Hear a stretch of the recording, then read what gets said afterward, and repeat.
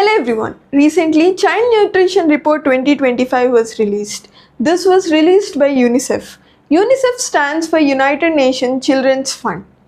This has appropriately titled its report as Feeding Profits: How Food Environments Are Failing Children. This report says that there has been surge in the obesity and overweight among children and adolescents age ranging from 5 years to 19 years. Statistically speaking, it says that 1 among the 5 children is actually overweight or obese. It has given two main reasons. The first one is the unhealthy food environments.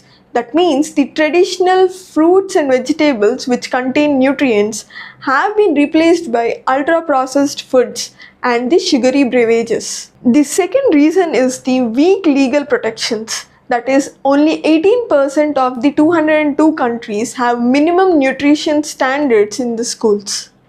Coming to India, it says that by 2030 there would be 27 million children and adolescents who would be obese, and it would be 11% of the global obesity. It has cited some reasons in India.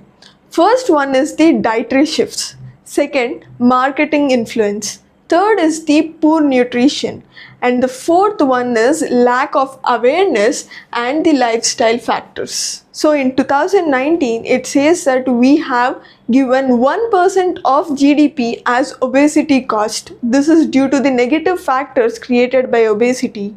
And it says that it would be rising to 2.5% of GDP by 2060. India has taken some steps like the Fit India movement and the Poshan Abhiyan 2.0 and also Eat Right movement.